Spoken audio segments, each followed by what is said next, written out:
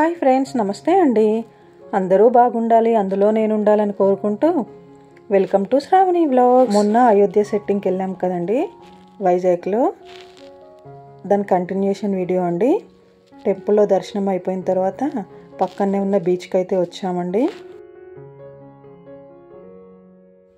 ఇంకా రోడ్డు మీద నడవకుండా ఇలా బీచ్ లోపల ఇసుకలో నడుస్తూ వెళ్తున్నాం. ఇలా బీచ్ పక్కన ఇసుకలో నడుస్తూ వెళ్తుంటే చాలా బాగుంటుందండి.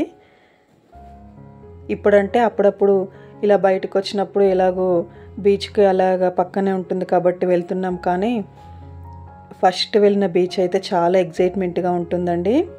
నేనైతే నా బిఫోర్ మ్యారేజ్ అయితే నాకు అసలు బీచ్ తెలియదు, ఎప్పుడూ వెళ్ళలేదు, ఎప్పుడూ చూడలేదండి. ఇంకా ఆఫ్టర్ మ్యారేజ్ అయితే స్టేట్స్ బీచెస్ చూసానండి.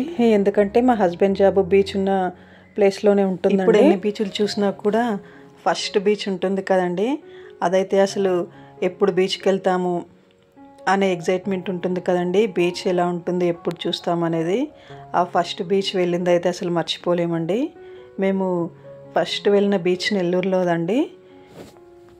ఫస్ట్ అప్పుడు మా హస్బెండ్ అక్కడే జాబ్ చేసేవారు నెల్లూరులో. అప్పుడు వెళ్ళామండి నెల్లూరులో ఫస్ట్ బీచ్కి. ఇంకా ఆ తర్వాత అన్ని బీచెస్ నెల్లూరులో చూసాము. ఇంకెక్కడికి వెళ్తే అక్కడ చూస్తూనే ఉంటాము. కానీ ఏదైనా కూడా ఫస్ట్ వెళ్ళిన ఎగ్జైట్మెంట్, మెమొరబుల్ ఇన్సిడెంట్స్ అయితే మర్చిపోలేమండి. ఈసారి అయితే మా పిల్లలు బీచ్లో ఏమీ ఆడలేదండి. ఎందుకంటే ఎక్స్ట్రా డ్రెస్సెస్ అవి ఏమీ క్యారీ చేయలేదు. జస్ట్ అలా పక్కన ఇసుకలో నుండి అలా నడుచుకుంటూ వెళ్ళామంతే.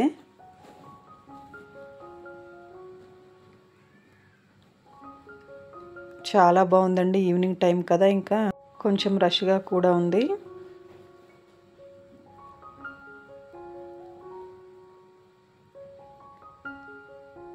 ఎన్నిసార్లు బీచ్కి వెళ్ళినా అయితే బోర్ కొట్టదండి.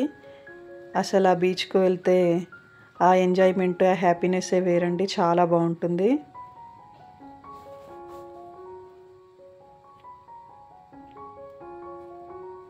ఇంకా కాసేపు అయితే ఇక్కడ కూర్చున్నామండి. ఇంకా ఈ వైజాగ్లో బీచ్లో అందులో మురి మిక్చర్ తినకపోతే ఎలాగండి. మా పెద్దమ్మాయి కంటే ఇంకా మురి మిక్చర్ అంటే చాలా ఇష్టము. ఇంకా బీచ్ ప్లేస్లో అన్నీ అవే బండ్లు ఉంటాయండి. మా పెద్దమ్మాయిను మా హస్బెండ్ అయితే వెళ్ళారు తీసుకోవడానికి. నేను మా చిన్నమ్మాయి ఇక్కడ కూర్చున్నాము. అదిగోండి మా పెద్దమ్మాయి తీసుకొని వస్తుంది.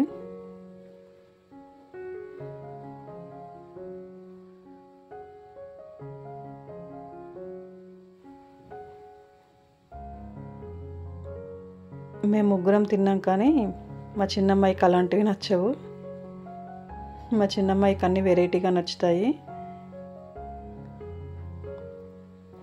ఇంకా పక్కనే ఐస్ క్రీమ్ బండి ఉంది కదా, మా చిన్నమ్మాయి అయితే వెళ్ళి ఐస్ క్రీమ్ తీసుకుంది. చూడండి, ఇప్పుడు షిప్ కూడా వెళ్తుంది. ఇది షిప్పే అండి.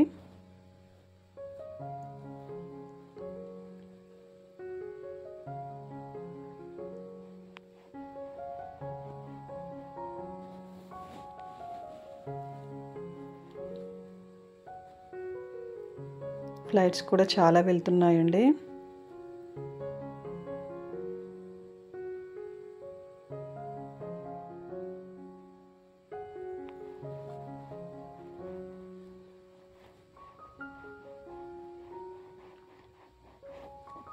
మేము తినేసి కాసేపు అయితే కూర్చున్నామండి.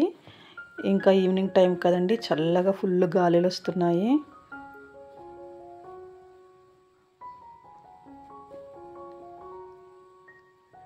ఇంకా మెల్లిగా నైట్ కూడా అవుతుందండి అప్పుడే. ఇంకా మా అమ్మాయిలేమో ఎయిర్ క్రాఫ్ట్ మ్యూజియంకి వెళ్దామన్నారు. ఇక్కడ సబ్మెరీన్ ఉంది కదండి, ఇదేనా ఆపోజిట్లోనే ఉంటుంది. ఇదిగోండి, ఇదే అండి సబ్మెరీన్.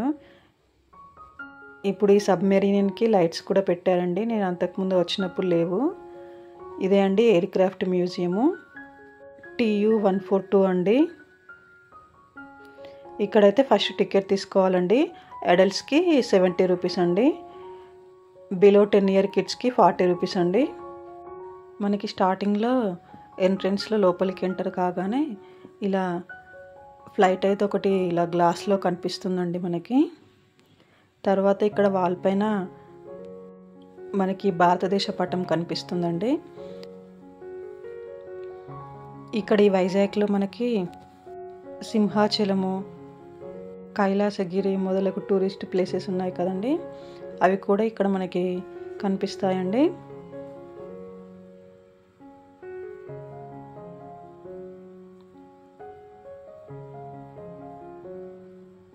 ఇంకా లోపల వీళ్ళ డీటెయిల్స్ ఉంటాయండి. ఈ ఫ్లైట్కి సంబంధించిన వాళ్ళ డీటెయిల్స్ అన్నీ ఉన్నాయండి.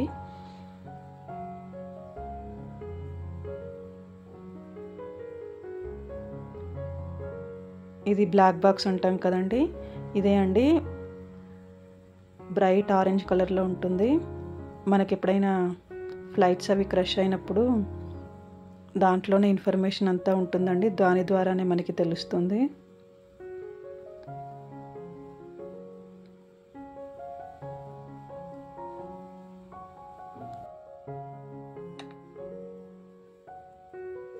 బయటికి ఏదైనా ప్రాబ్లం వచ్చినప్పుడు ఇలా పారాషూట్ సహాయంతో బయటికి ఎలా రావాలి, ఎలా వస్తారనేది ఇక్కడ చూపిస్తున్నారండి.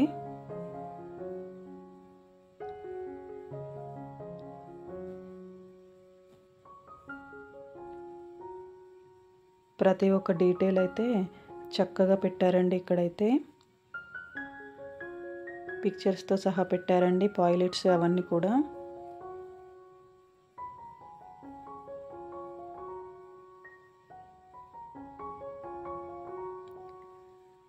మామూలుగా అయితే మనము ఫ్లైట్ ఎక్కితే ఊరికే కూర్చొని జర్నీ చేసి వచ్చేస్తాం, కానీ ఇందులో అయితే ఈ ఫ్లైట్కి సంబంధించిన ఎక్విప్మెంట్స్ అన్నీ కనిపిస్తాయండి, మిషన్స్ అవన్నీ కూడా ఉంటాయి. అన్నీ డీటెయిల్డ్గా రాసి కూడా ఉంటాయండి, ఏంటనేది పేర్లు అవన్నీ కూడా.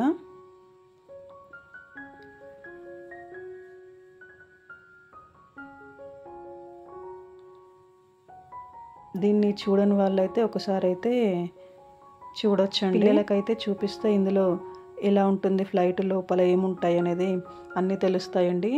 డీటెయిల్డ్గా నేమ్స్తో అన్నీ ఉంటాయి కాబట్టి. అలాగే ఫ్లైట్ ఎక్స్పీరియన్స్ చేయలేని వాళ్ళు, ఫ్లైట్ ఎక్కలేని వాళ్ళు కూడా ఇక్కడికి వెళ్తే ఆ ఎక్స్పీరియన్స్ అనేది చేయొచ్చండి.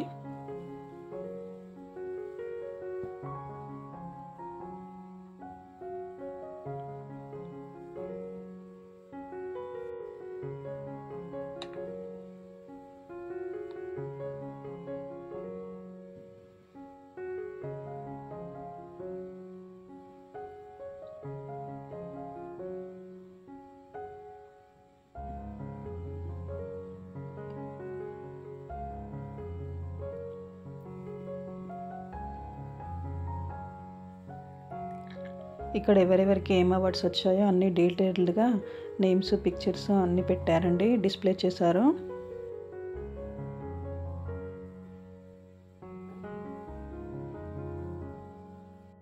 ఈ విమానము ఇండియన్ నేవీలో 29 సంవత్సరాల పాటు పనిచేసిందండి. అలాగే ఎలాంటి ప్రమాదము జరగకుండా 30,000 గంటలండి, 30,000 గంటలు ఎగిరిందండి ఈ విమానం అయితే. దీనిని మన అప్పటి ఏపీ ముఖ్యమంత్రి చంద్రబాబు నాయుడు గారు అయితే శంకుస్థాపన చేశారండి. దీనిని 2017 సంవత్సరము డిసెంబర్ 8న మన భారత రాష్ట్రపతి గారు రామ్నాథ్ కోవింద్ గారు అధికారికంగా ప్రకటించారండి.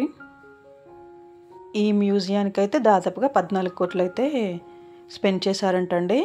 ఇదిగోండి, మనము ఇలాగా ఫ్లైట్ ఎక్కి అప్పుడు వెళ్తాం కదండి, సేమ్ ఇంకా అదే అండి, మనకి ఆ ఫ్లైట్ ఎక్కిన ఫీల్ అదే వస్తుంది. ఇలా లోపలికి వెళ్ళడమే అండి.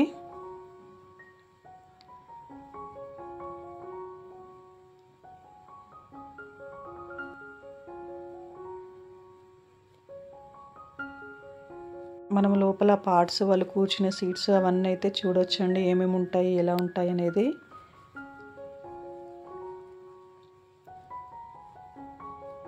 ఇంకా మేమైతే చూసి బయటకు వచ్చేసామండి.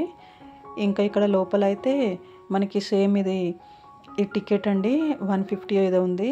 ఆ సీట్స్లో కూర్చొని హెడ్ ఫోన్స్ అవి పెట్టుకుంటే మనకి ఫ్లైట్లో వెళ్తున్న ఫీలింగ్ అది వస్తుందండి.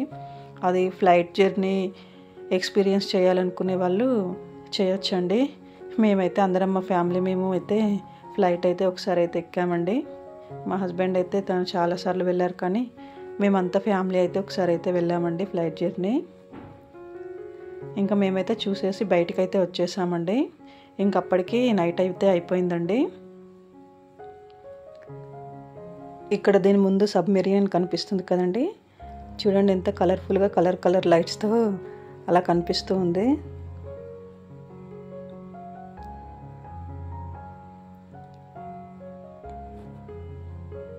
ఇది మొన్న ఈ మధ్య స్టార్ట్ చేశారంటండి. మేమైతే ఇంకా దాని లోపలికైతే వెళ్ళలేదు. ఇంకా చీకటి అయిపోయింది కదండి, ఇంటికైతే బయలుదేరుతున్నాము.